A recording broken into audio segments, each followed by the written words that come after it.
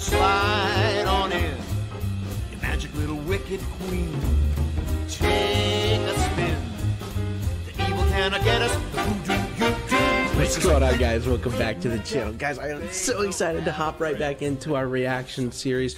Today we're taking a look at Shadows of Evil. We're hopping into Black Ops 3, guys. It is my favorite zombies, favorite stretch of zombies that we have. So excited to get this started, guys. I'm just gonna get it going. Let's just do this thing. Shadows of Evil, the Smith plays, guys. Let's do this.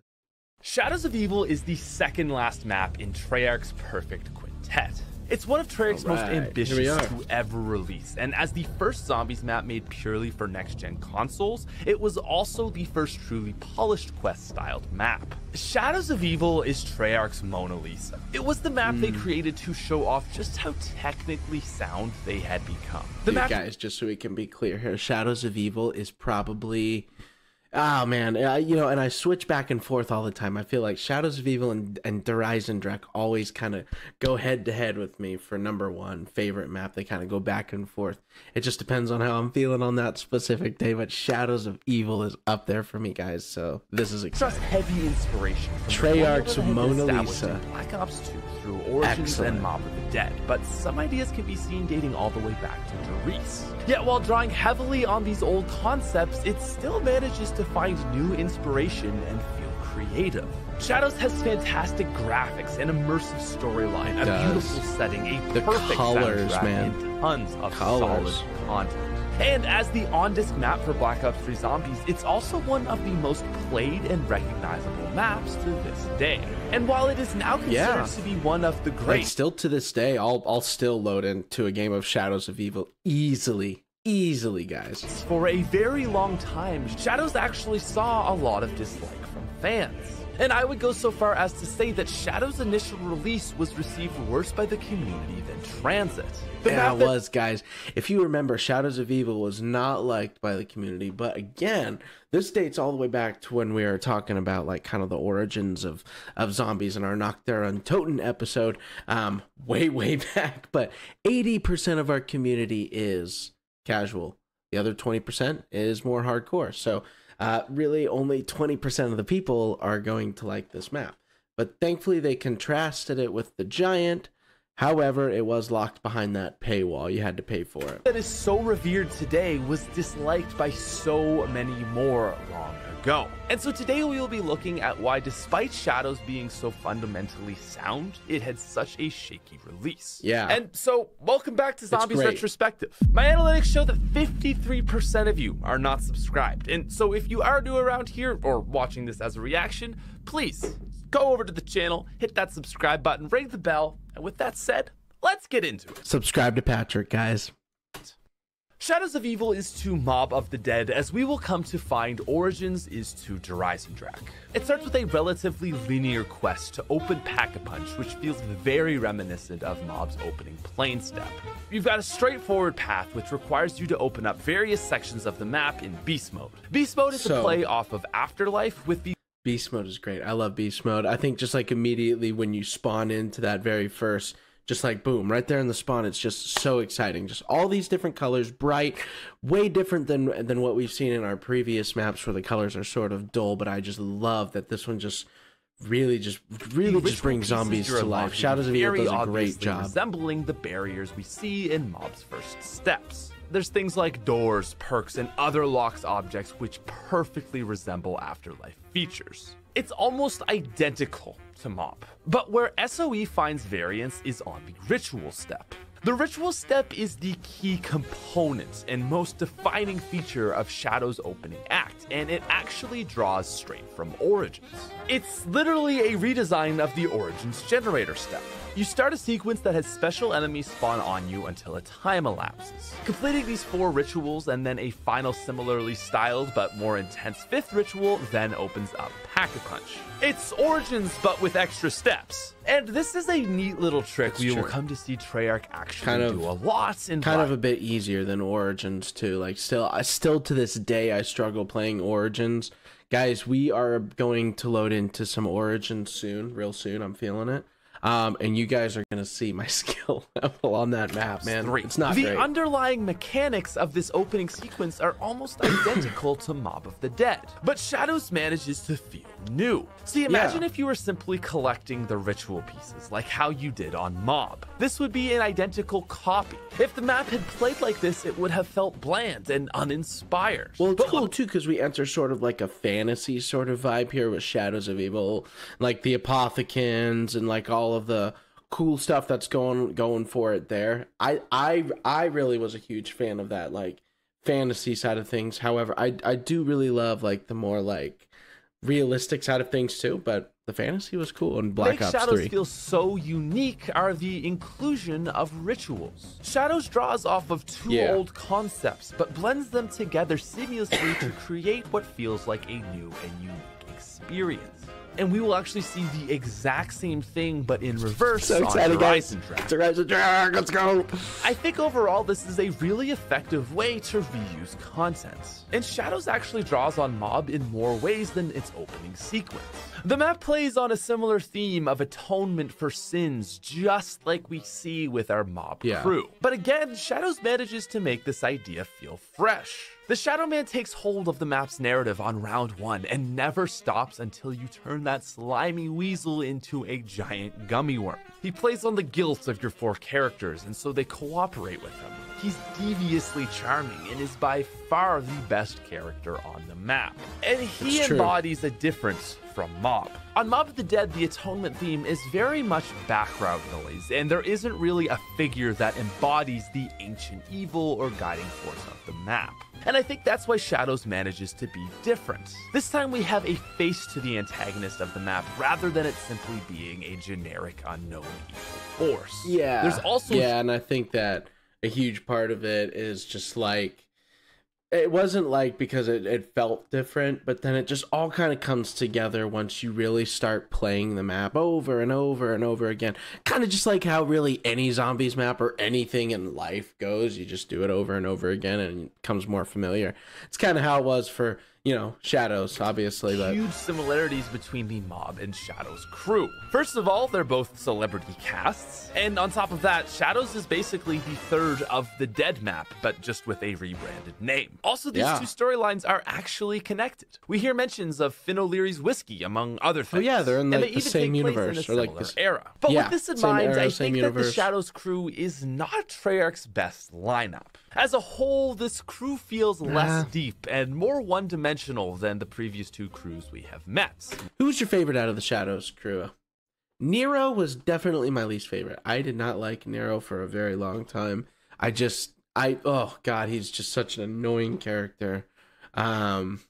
Really the best character, honestly, guys, is either the cop or Jessica Rose. Mob and Premise. The characters undergo very little development, and I think this is probably the weakest aspect of Shadows. Floyd is supposed to be the one-dimensional tough guy. Yeah, they do. That's a really good point. Like, really all the characters just sort of lack depth. That's an excellent way to put it. They just all lack he's depth. Overshadowed by the significantly more intimidating Billy Handsome. He's uninteresting and really adds little dynamic to the 4 beyond being the stale archetypal big guy. Nero is a very eccentric character, and while I find him to be well fleshed out, I also find him to be annoying at times. Yes. There's a lot of exploration in his guild. Leave a like if you ever found Nero annoying in your gameplay.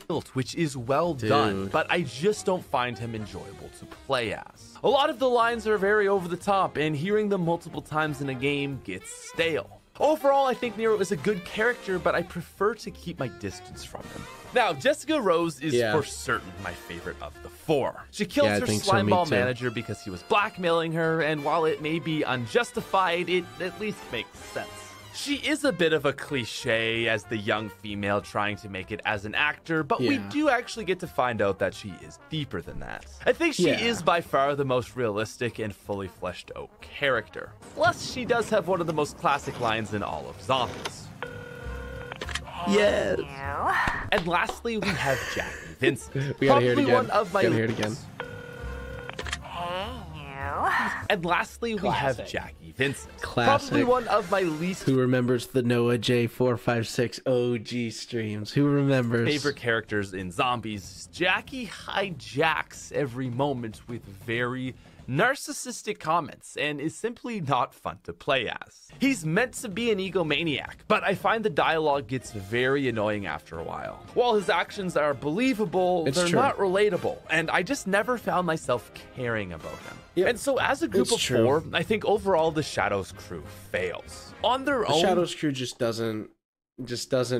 They're not it. They're not there. Like I said, Jessica Rose probably my favorite, but other than that, the rest of them are pretty flat. Even she's pretty flat too. You know what I mean? Just not a great crew, but a great map. they're generally uninteresting, and as a Which whole, makes they up for fail it. to find synergy to bring their parts my into opinion. something greater. We see little character development, and most of their exploration only comes from the Shadow Man's lead. I think Mob does a much better job with the Atonement theme because it allows the characters to come to their own conclusions. Yes, you definitely feel more connected to the mob characters right off the bat in comparison to the Shadows characters.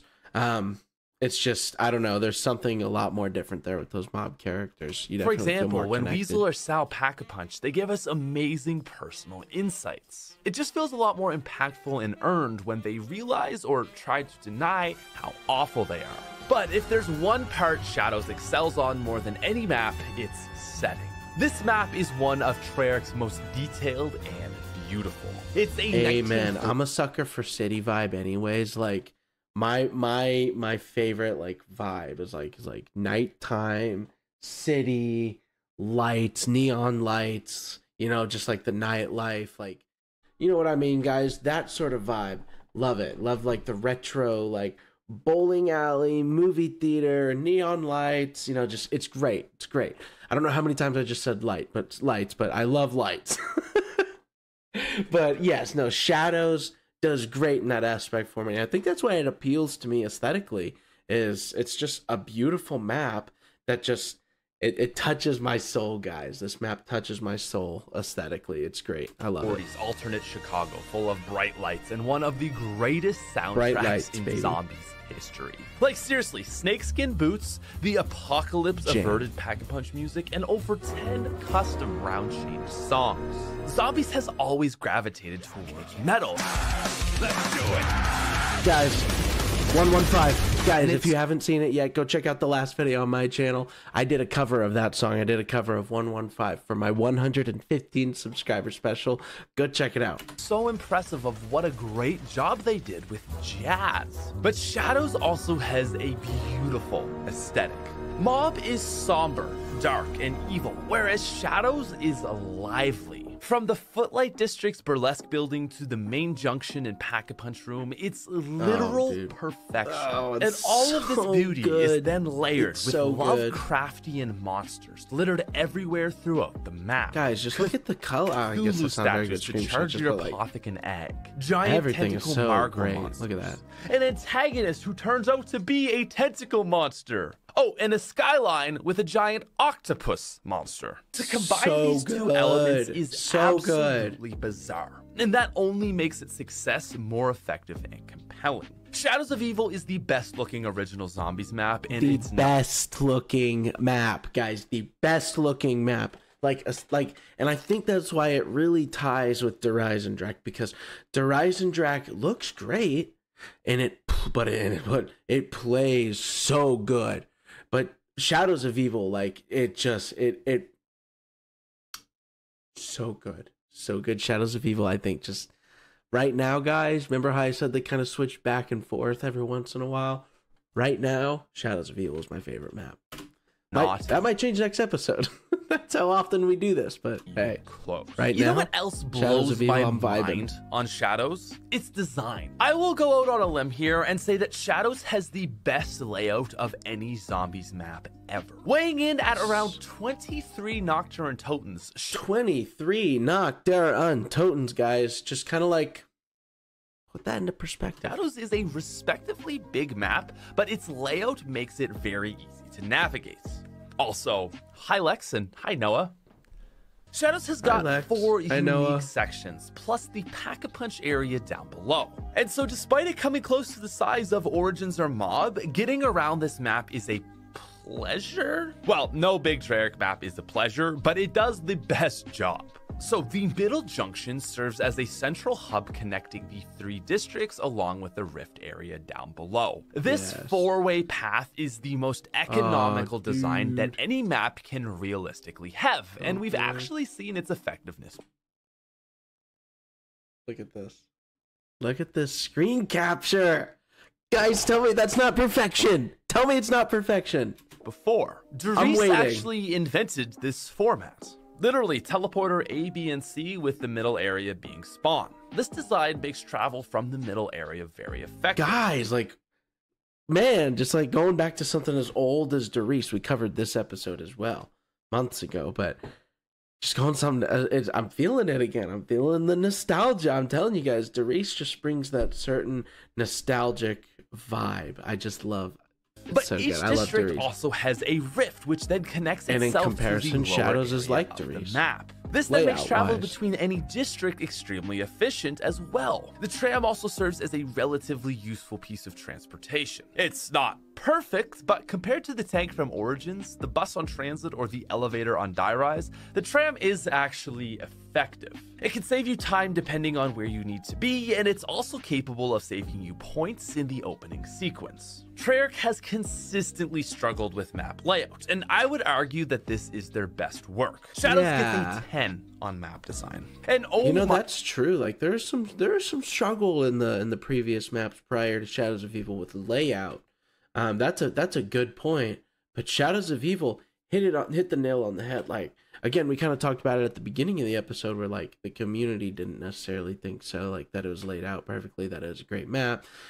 But I think that over time, opinions have changed, my own included. I would put myself in the casual category that maybe just sort of wasn't vibing Shadows of Evil at first, but just over time, my love for this map just snowballed, man. It just, oh God, I love Shadows of Evil. My God, we haven't even gotten to content yet. So what's actually new on Shadows? While maybe not as much as Origins, Shadows comes packed to the brim with new content. There are so many weird and wacky ideas blended into the map, but it's seamless. Like, for example, the giant tentacle black hole gun wouldn't make a whole lot of sense if it was just a city. But because the city is blended with Cthulhu themes, it feels right at home. So I just want to talk about everything. Now, first of all, we have the only And I think that's kind of like where fantasy and realism sort of just kind of like mesh really well to create just this perfect, this like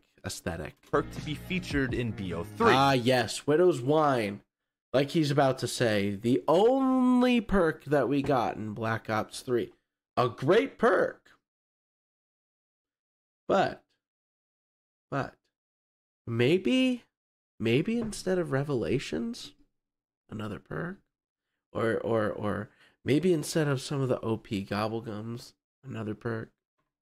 What do you guys think? Would you trade Revelations for another perk?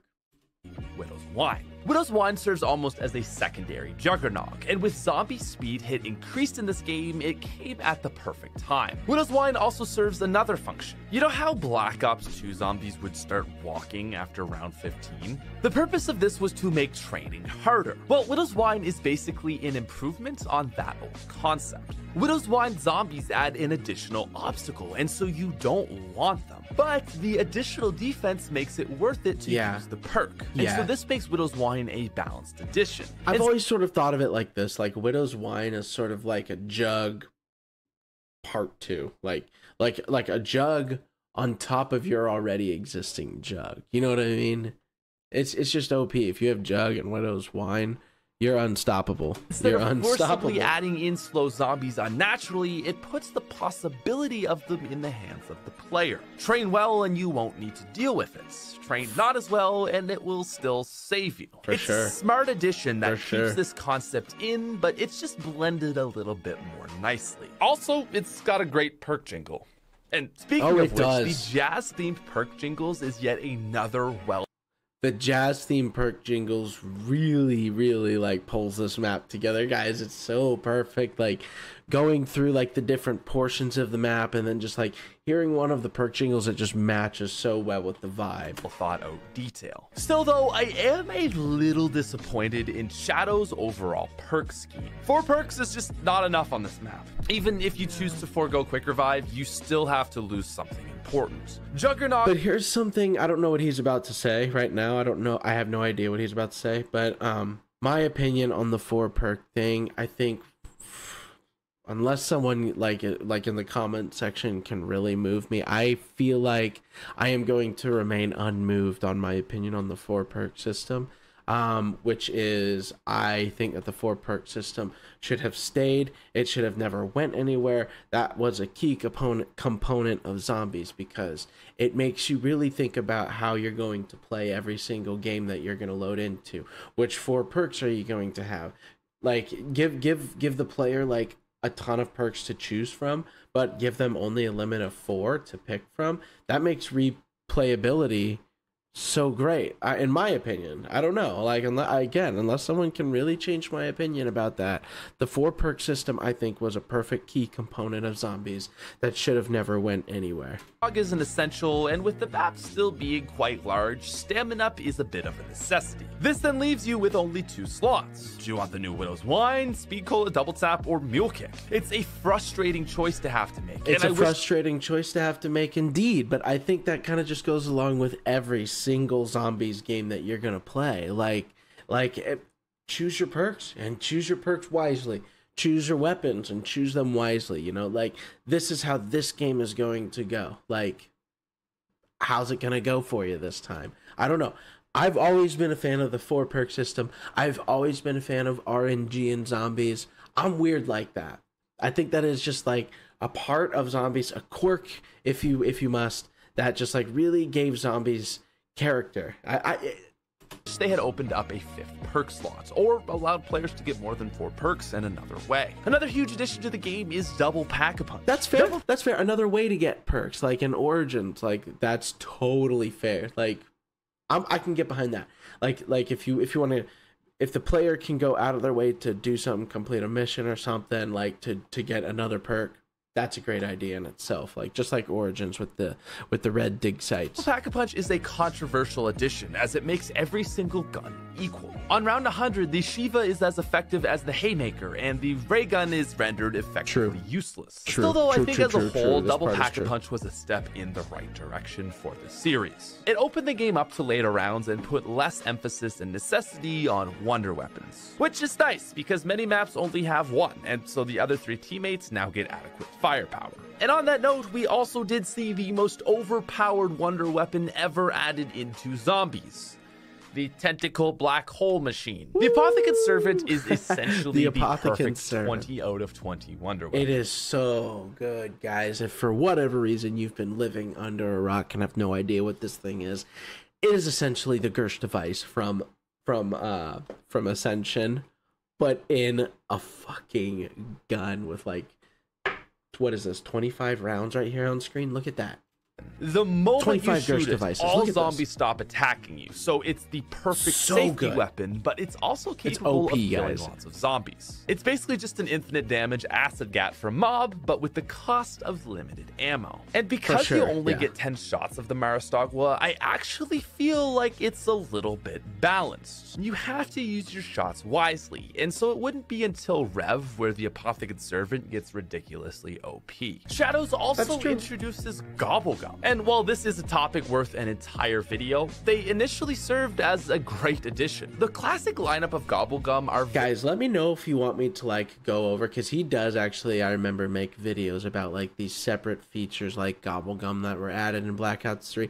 Let me know if you want me to go over and cover some of that stuff. We can while we're in the Black Ops 3 era right now. We can cover that stuff if you guys want to. Or we could just stick to maps, whatever.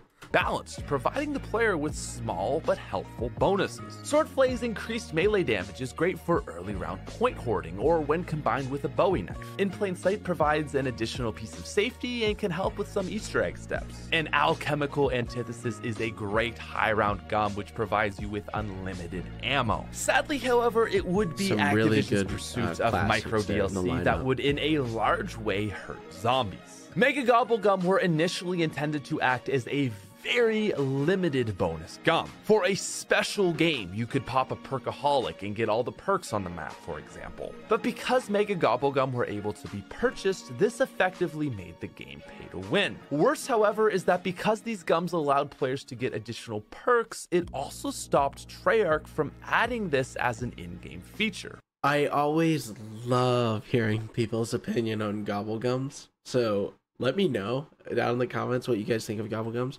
Personally, I can get behind it. I can get behind the idea. I'll say that much.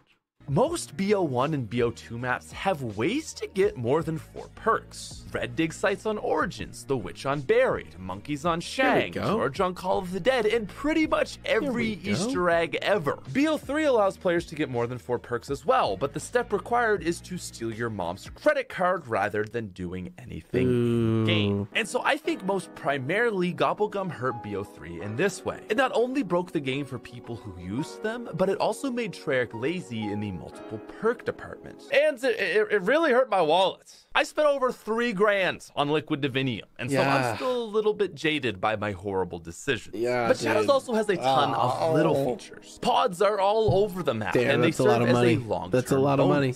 Wait till they turn purple and you can get some crazy rewards like free cash, a piece for the Wonder Weapon, or maybe even a ray gun. Overall, it's super helpful and they're a fun and well-integrated addition. Shadows also has some less than useful additions, like the upgrade for Little Arnie's. Little Arnie's are an amazingly useful improvement over the Monkey Bomb, and while I don't mind the existence of an upgrade, it just always felt like a waste of time. It makes them stronger, but you don't actually need that strength as, again, Double Pack-a-Punch makes every gun a one-shot forever. This is such a fair point. This is such a fair point. I was going to argue that the upgrade is worth it because it makes them stronger, and why not? But that, you know what, like, there's already so many things going for the player in this game that, like, what's the point? Like I've upgraded the Little Arnie's like probably like once, maybe twice, and other than that, guys,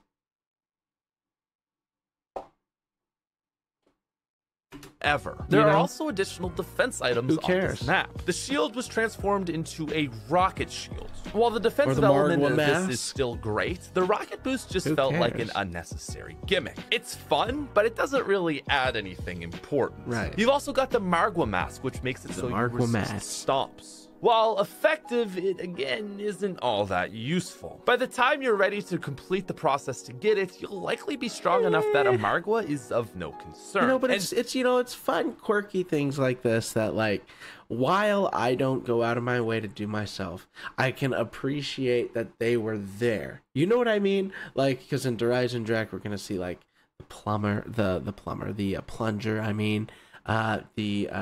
Just like all the quirky fun things like the clock Easter egg, just like stuff like that.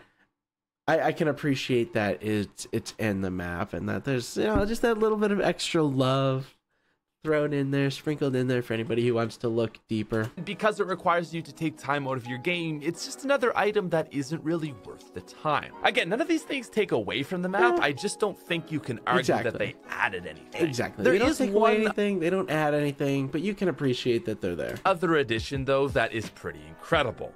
The Civil Protector. By finding 3 fuses and paying 2,000 points, you essentially summon RoboCop to fall from the sky and be your personal bodyguard. He kills enemies, stomps Margwas, serves as an amazing help on the flagstep, and can even...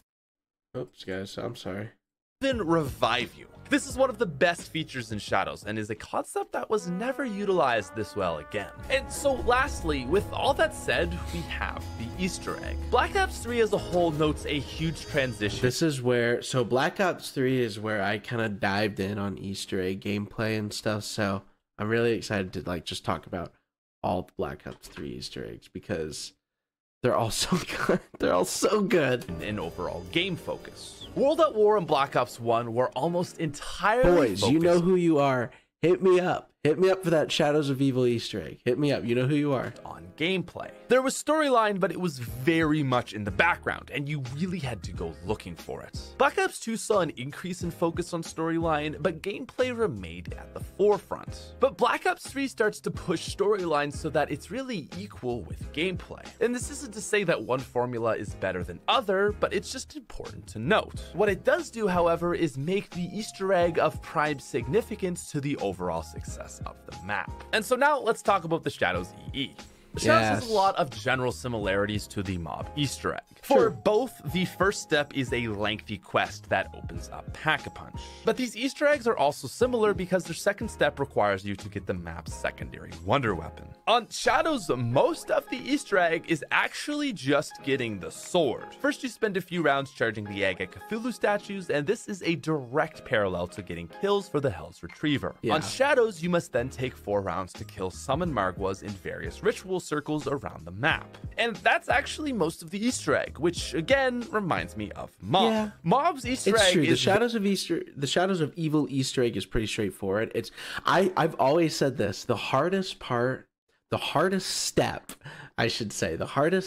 in the Shadows of Evil Easter egg is finding 4 competent players to do it with. very That's the linear and hardest step. short. And while Shadows is a bit longer, it's so entrenched in what can be considered just general gameplay that there isn't a whole lot of difference between setting up and actually trying to beat the whole egg. Up to this point, my only complaint with the Shadows egg is that it requires a lot of round progression. To unlock Pack-a-Punch elements, you first need to progress through rounds to recharge your beast mode. Then you can only do one of the 4 sword upgrade rituals once a round. So again, you'll find the most grueling aspect of this to be round hopping. And then from here, you again get another step that can only be done once a round. And so there are some parallels with Mob here, as Mob's biggest complaint is that the Easter egg is too short and tedious. But despite being so similar, Shadows of Evil does not see this critique very often. I don't mind the short... Ooh, guys, I keep bumping this mic. I am so sorry. I don't mind the short and tedious Easter eggs because I think that's kind of like what made like old zombies. And I think Shadows of Evil is the transition map from the old zombies Easter eggs to all the big quest Easter eggs that we're about to go over in the following maps. Like, I never thought about it like that. I think that's the way it is, and Shadows of Evil is a nice mix of the two, where it's straightforward, it's to the point. Anybody can do it if you have 4 competent players. But, like, it's still, like, enough steps to stand out and belong on the podium with the other Black Ops 3 maps. You know what I'm saying? And I think this is completely because of the flag step. The flag step is one of the best gameplay orientated parts of any Easter egg in zombies history. The step itself is amazing. Hard. It's hard. If you don't have OP gobblegums to actually help you and protect you, try doing this step no gobblegums.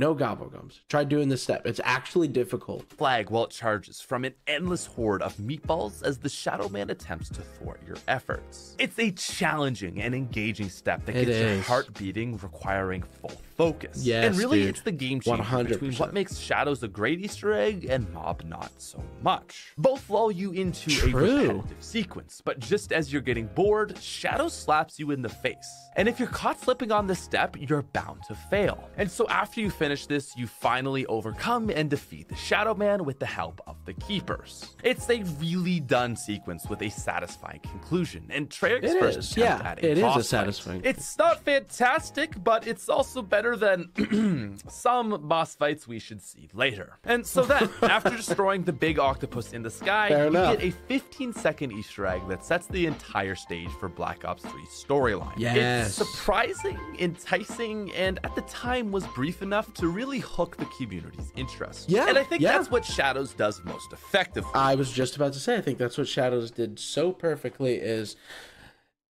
let's stand out so different and be so quirky. So it's just like, what the heck is this? And then like everything to follow Black Ops 3. And if you actually went through the steps, went through the process to finish up the Easter egg and just get it done, guys, like the hype was there for everything to come after. The hype was there.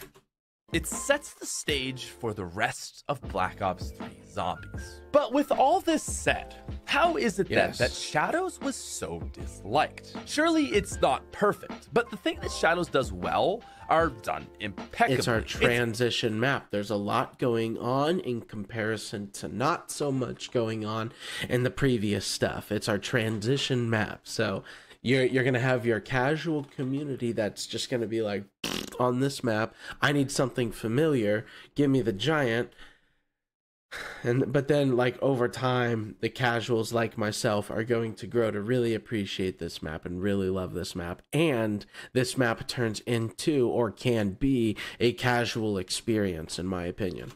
It's got so many elements of thoughtful detail, but the biggest issue that Shadows faced was not actually anything to do with the map in and of itself, but rather the problem with Shadows was its placement in the series. Shadows of Evil was the on-disc map, and being as it is, this added an additional responsibility that it did not handle well. Shadows of Evil enacted the community sin, and that is that it did not appeal to the casual community. Look, I can go on and on with you guys as hardcore fans about what a masterpiece Shadows is objectively. 100%. But realistically, we're all sitting here with 8,000 gobblegum, 800 levels, and countless Easter egg completions. But we don't speak for the casual player. And so Shadows' overcomplication was bad for the community. Find a friend that, find a giant, or find a friend who plays the giant, or find a friend who lingers on Ascension, or find a friend who will only stick to the OG, like, World at War maps, and try to ask them to get in a game of Shadows. It's hard, guys. It's hard, because Shadows of Evil, like you just mentioned, just did not do a good job standing up to... Shadows of Evil did not do a good job appealing to the casual community. Black Ops 3's only casual map was locked behind a paywall, and so many people only had this to play on launch day. From day one, this alienated a huge part of the community, and despite propping up many YouTubers who could display their mastery at videos, I think Shadows put off a lot of people from ever joining the quote zombies community. It set a tone that was, you're either deeply invested or you're out, and I think this meant that a lot of people were out from the start. Even personally, I had tons of friends. I know a lot of people personally who kind of fell off after Black Ops 3, after Shadows of Evil. Who knows, that might have been Shadows of Evil's fault, you know? Comment that at the time they loved seeing me play it but didn't enjoy playing it themselves. For a lot of people, that was me. I loved watching people play it. Didn't enjoy playing it myself, but after watching so many people play it over and over and over again, I wanted to play it, and I've already knew the layout from watching them play it, so I think that's what helped. I think having such a big hype in the community around this time, around Black Ops 3 time, I think that really helped boost the casual community into these new maps. I think Shadows takes an hour to set up, and if you're looking for a casual zombies experience, well, you're not gonna find it here. Now, this isn't to say that it takes away from the map objectively as a whole, but it does take away from the overall value of Black Ops 3. It was a massive oversight, and I really pray it doesn't happen again in COD 2020. Black Ops Cold War! Let's freaking go! It's finally been announced. The danger is real. Guys, this these videos are old. They didn't age well. But with all that said, the greatest stretch of zombies. I'm just kidding. Cold War was fine. It was fine. But it was just that. It was just fine. We'll talk about it later. This section we are in right now, and we've still got one more map to look at. Shadows, however, was number 4 of Treyarch's perfect quintet. And really, as it sits, it was near perfect. Shadows drew heavily on Mob Dead, but not so much to feel unoriginal. It's the most beautiful non-remade zombies map of all time. Before he ranks it, for me, it's undeniably, unquestionably double S tier, like 9.9 out of 10. And has one of the best soundtracks as well. Its blending of H.P. Lovecraft's Cthulhu and the 1940s is a truly unique setting, and it allowed for the map to seamlessly What a blend vibe, though! This map is such a vibe. Setting. And it's got a fantastic Easter egg that sets the stage for the rest of Black Ops 3 for both our protagonists and the Shadow Man. Shadows of Evil is fundamentally a rework of Mob of the Dead in a very different setting. It took those themes and gameplay elements and improved on them in almost every aspect. Sure, it got to stand on the shoulders of giants, but the focus of the series is to look at the map for what it is in and out of itself. And in that regard, Shadows is a masterpiece. Give it to us. Very few maps ever managed to strike such a beautiful ambiance, and overall, it is one of the most standout maps. Really high. I don't know what I'm so excited for, but I just love this map. My final rating for Shadows of Evil is a 9.8.